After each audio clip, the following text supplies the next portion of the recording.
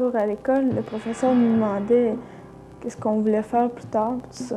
Puis moi, j'avais répondu que je désirais être comédienne. Puis par la suite, il m'avait répondu, tu penses sérieusement que tu pourrais être comédienne? T'sais, pour commencer, il faut des bonnes notes, tout ça, puis je pense pas que ça soit ton cas. Oui, ça m'a déjà arrivé. J'étais là, j'étais dans la classe, puis on me disait, comme moi je suis grosse, on disait « Ah, es-tu grosse? » Par un prof, ça m'avait blessée. Comme moi, j'ai mal à une jambe. Et puis, ça arrive très souvent qu'un étudiant va se revirer, puis il va me dire quelque chose de très blessant par rapport à mon handicap physique que j'ai. Et ça fait très mal. C'est pas agréable de se faire dire ça. Il m'avait dit sèche. Il était à ma droite. J'avais une file d'élèves à ma gauche. Et il voulait pas attendre son tour. Et j'ai demandé de patienter, ça sera pas long. Puis j'allais répondre à sa question, mais il m'a dit sèche.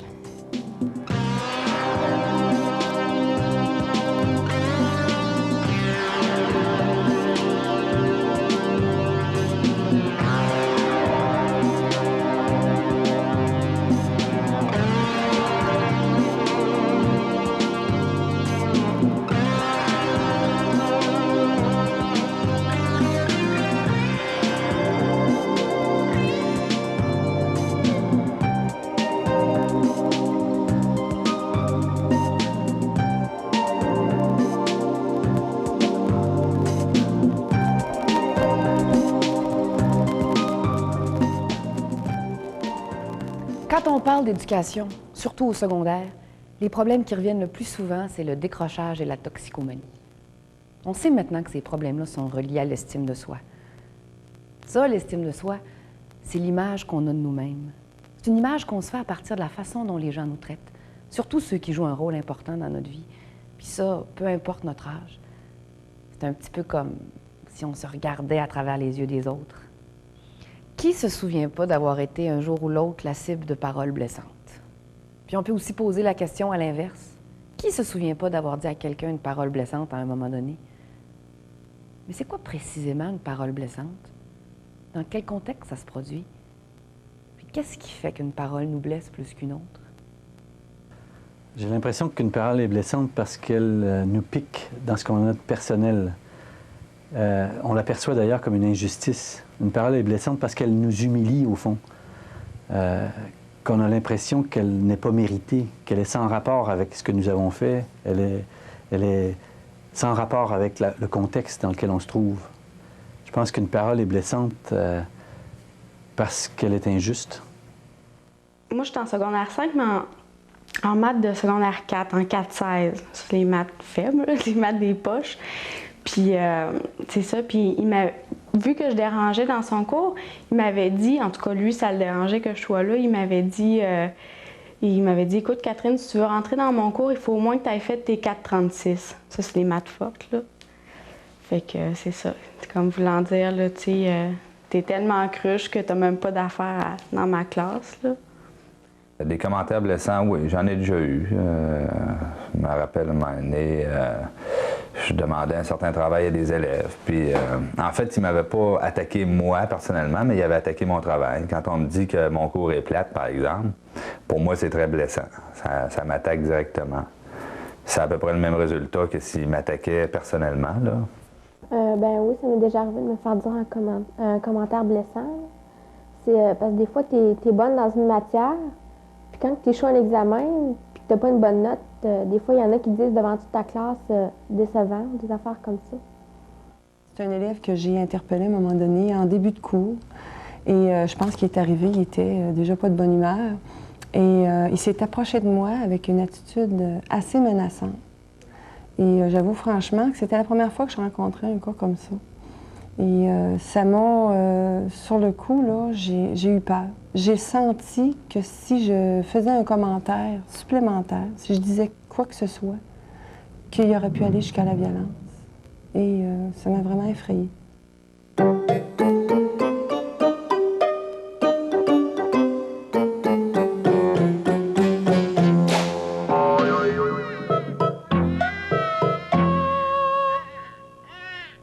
On n'est pas toujours conscient de l'impact que les paroles blessantes peuvent avoir sur quelqu'un.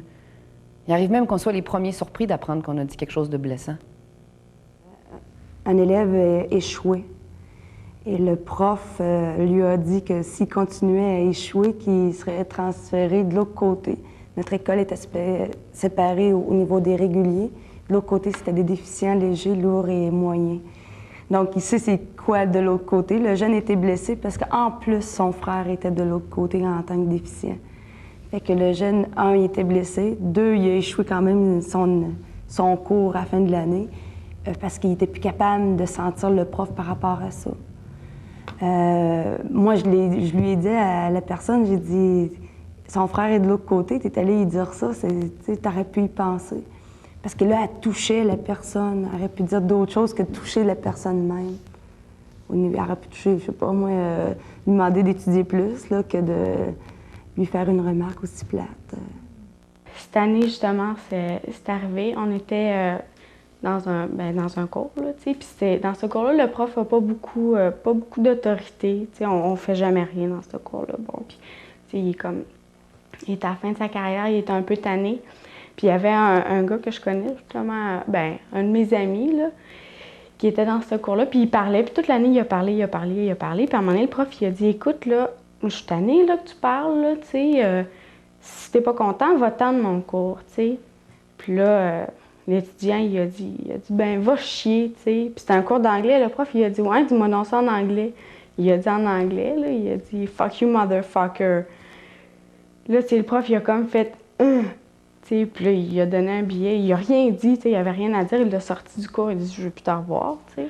Moi, j'ai été bien choquée contre mon ami, là, parce que, je me suis dit, comme en quelque part, là, tout au long de ton secondaire, tu te fais engueuler par des profs puis tu trouves pas ça correct, mais toi, là, rendu en secondaire 5, puis vu que ton prof, il a pas d'autorité sur son groupe, tu te permets de l'envoyer chier, c'est quoi ça, tu sais? C'est quasiment, ça ressemble à l'abus de pouvoir qu'un prof peut exercer sur ses élèves, mais là, c'est le contraire, tu sais. Dans un contexte scolaire, les paroles blessantes échangées entre un prof et un élève ont des répercussions sur la motivation et le rendement des deux. Elles sont destructrices parce qu'elles s'attaquent directement à l'estime de soi de la personne qui les reçoit. Quand on est jeune, on a tendance à penser que les paroles blessantes qu'on adresse à un adulte font pas mal, parce que c'est un adulte, puis qu'il est plus fort émotivement, puis que de toute façon, il y en a déjà tellement entendu que ça ne doit plus le déranger. Puis quand on est adulte, ça fait parfois notre affaire de banaliser une remarque blessante qu'on aurait faite à un jeune, sous prétexte justement qu'il est jeune, puis qu'il a toute la vie pour oublier ça, puis que de toute façon, pour l'importance qu'il accorde à ce qu'on lui dit. Mais petit à petit, ces paroles-là vont s'imprimer dans l'individu, jeune ou moins jeune, puis il va finir par le croire qu'il ne vaut pas grand-chose, puis qu'il ne fera jamais rien de bon dans la vie ou qu'il n'est pas compétent dans ce qu'il fait, peu importe l'effort qu'il y met. Avec le temps, on en vient à perdre sa motivation, on fournit moins d'efforts et on devient effectivement moins bon ou moins compétent.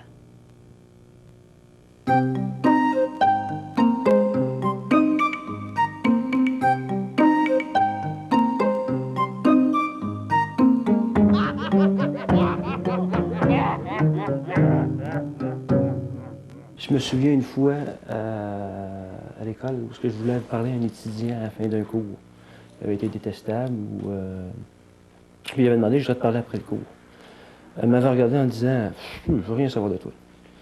Il était gentil, gêné devant le groupe. Il était gentil, je sais pas, j'avais de la rancœur, j'avais de la... Mais je savais pas quoi répondre, c'était bête.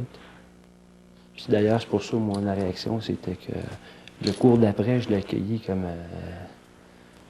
je l'ai envoyé chez le directeur, tout simplement. C'est le rejet complet. Moi, en tout cas, personnellement, je ne m'aimais pas.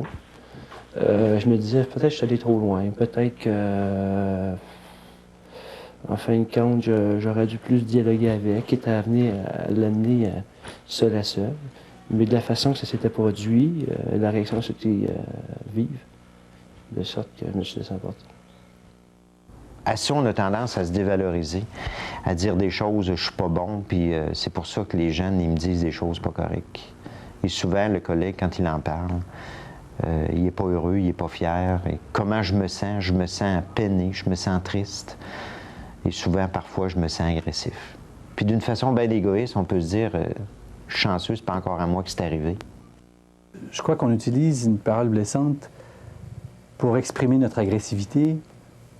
Ça assouvit à très court terme une espèce de besoin de faire mal à l'autre, de se venger, d'égratigner l'autre.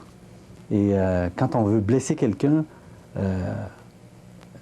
parce qu'on est frustré, on est dans une situation de stress, on va utiliser un mot qui est démesuré peut-être par rapport au contexte. On va piquer la personne dans ce qu'elle a de personnel, dans ce qu'elle a d'intime. Quand on est frustré, quand on est stressé par une situation, on est plus vulnérable à dire des paroles blessantes aux autres, à projeter à l'extérieur de nous ce sentiment de frustration. Au fond, c'est un mécanisme de projection de la frustration à l'extérieur, de défense par rapport à une frustration. C'est un mécanisme qui échoue, qui n'est pas fort, qui est primitif comme solution. Je m'étais sentie rabaissée. Je me suis dit, coudonc, il a peut-être raison, peut-être que dans le fond, je vaux rien. Il nous rejetait, puis il savait même pas c'était quoi nos petites capacités. C'était quoi, supposé qu'on coulait dans telle note, dans telle matière. Il nous rejetait. Il disait, ah, vous allez tout le temps rester là, en CP, vous allez couler, vous allez rien faire de votre vie. C'est blessant. Moi, je me sentais mal. T'sais, ça nous encourageait pas, nous autres, les jeunes. On se sentait rabaissés. Il y a des fois qu'on y croyait. On ne sera jamais capable, puis on coulait les matières qu'on avait coulées déjà. Quand tu n'es pas capable de faire soit un numéro de maths ou quelque chose, c'est soit parce que tu es niaiseux ou pas intelligent. Tu comprends pas la matière, c'est tout. Il y a des profs qui pensent que ça va aider de toujours dire à un élève qu'il va être un nul puis un raté. Bien, ces profs-là baissent d'un cran dans l'entreprise, qui est de collaborer avec l'élève. Puis à l'inverse, un élève qui envoie à un prof une flèche bien placée puis qui fait mal, là, c'est une erreur majeure de penser qu'il va obtenir sa collaboration. Au contraire. Les paroles blessantes, c'est un manque de respect. Alors ça a pour effet une fermeture, puis une perte de motivation. Puis c'est un petit jeu réciproque, hein? Ça crée un climat de vengeance. Alors que ce que ça prend, c'est de la collaboration.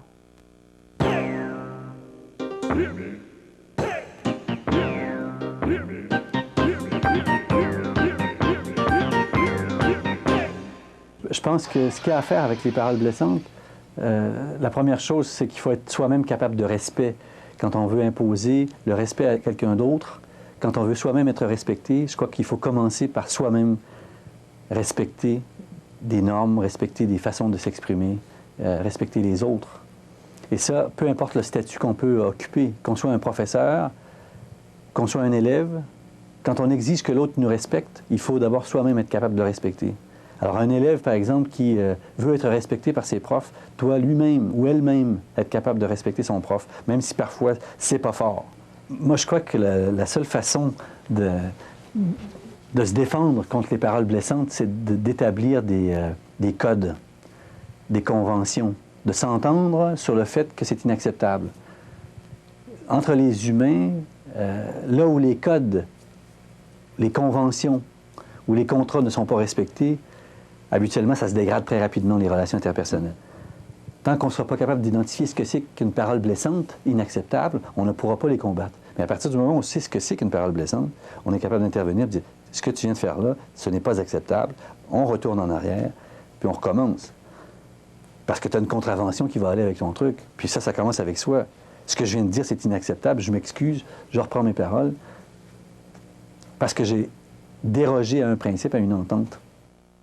Je ne pense pas qu'on puisse avoir raison de dire de manger de la merde à un élève. Je ne crois pas qu'on puisse avoir raison de faire ça. Il n'y a rien qui justifie de pareilles paroles. Et l'inverse est aussi vrai. Je ne crois pas que les élèves aient raison de nous dire des choses comme ça. Si un collègue le fait, je pense qu'il doit être réprimandé, qu'il doit en tout cas revenir sur ce qu'il a dit.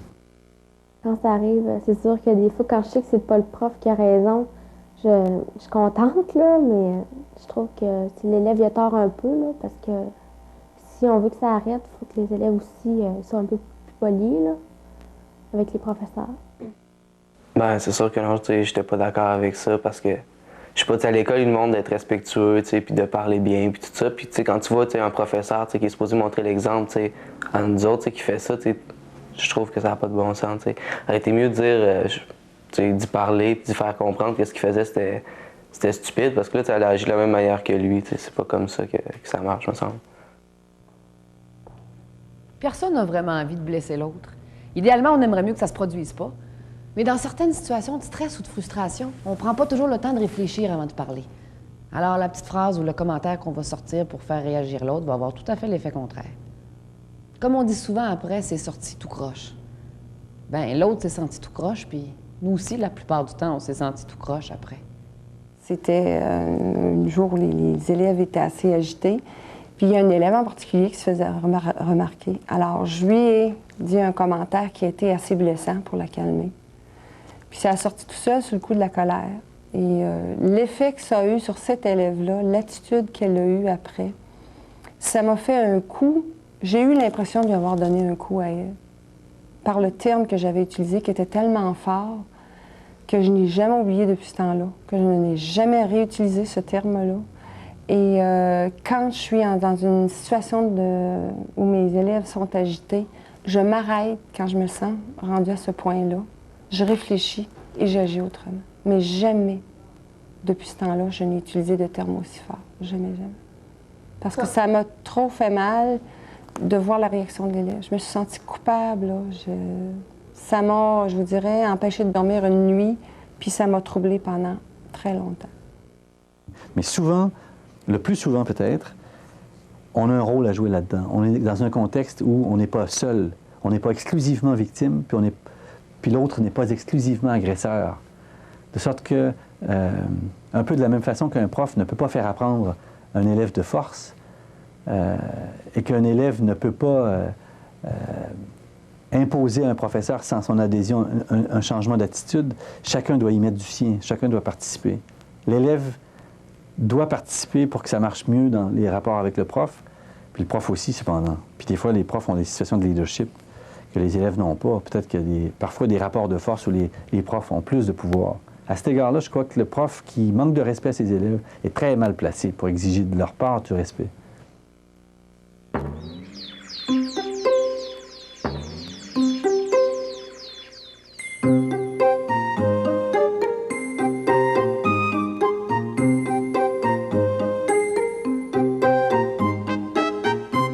Ce qui fait que l'élève, lui, est en colère, toi, tu es en colère, tu le reçois, c'est une spirale qui monte, qui monte, qui monte, puis qui ne sera jamais désamorcée si la situation n'est pas réglée.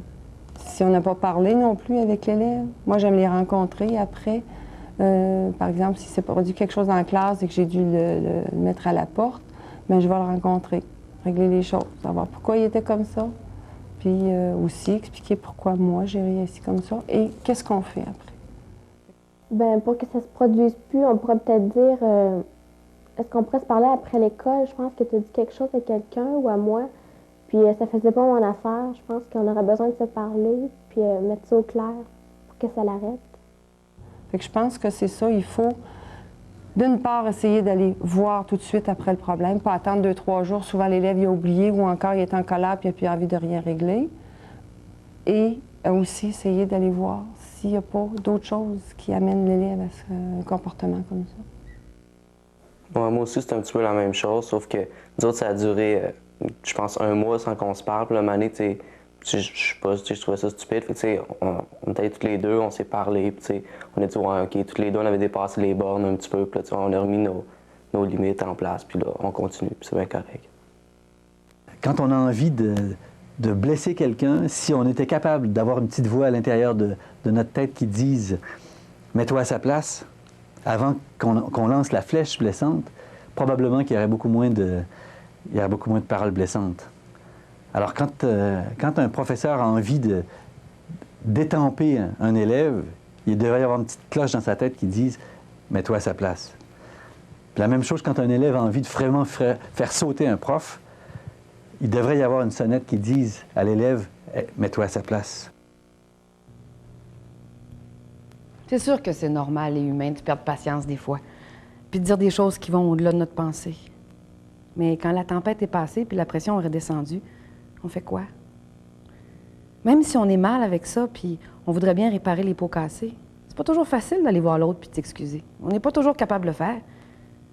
Mais on peut se dire qu'au prochain cours ou à la prochaine rencontre, on va profiter de l'occasion pour valoriser l'autre personne avec un encouragement ou une parole gentille, ou on va faire une blague pour tenter de rétablir un bon contact avec elle.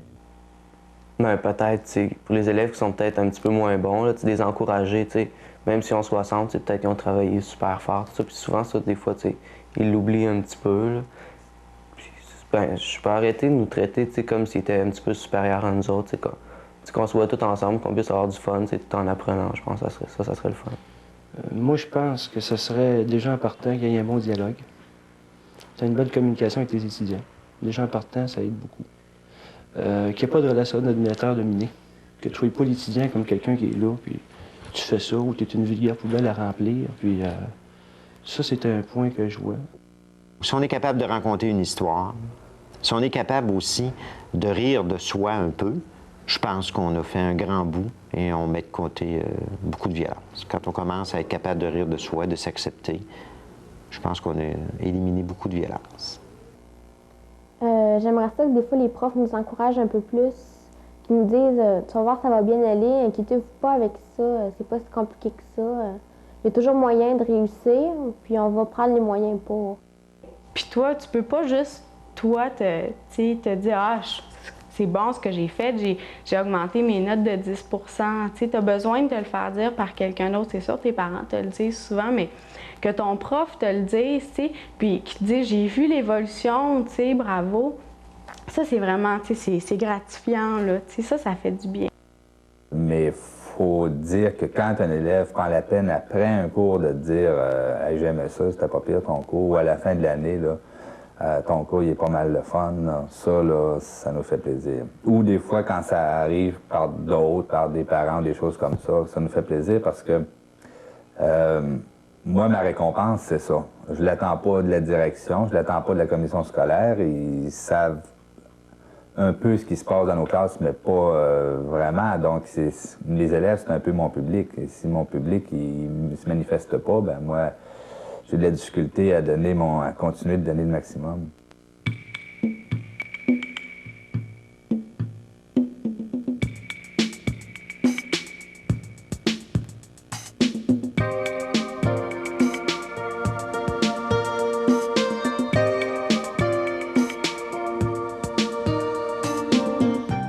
Ce qui compte, là, c'est de créer un climat agréable et valorisant. Un climat favorable au développement d'une meilleure estime de soi. Puis pour y arriver, il faut prendre le temps de se parler, puis de comprendre nos limites, puis nos attentes réciproques. Il faut exprimer clairement ce qu'on ressent. Puis bien souvent, c'est avec les mots les plus simples qu'on y arrive. Hey, salut Julie! Ça va super bien de ce temps-ci dans les travaux. C'est normal, ton cours est rendu le fun maintenant. Il faut que je me sauce un cours. Salut, à la prochaine!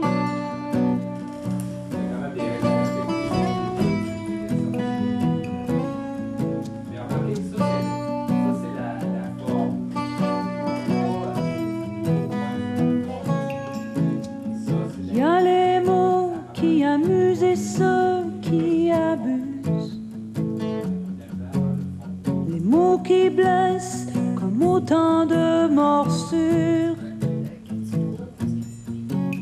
Les mots qu'on pleure et crachent un venin dans le chagrin. Ouais. Et ceux qu'on échange en poignées de main.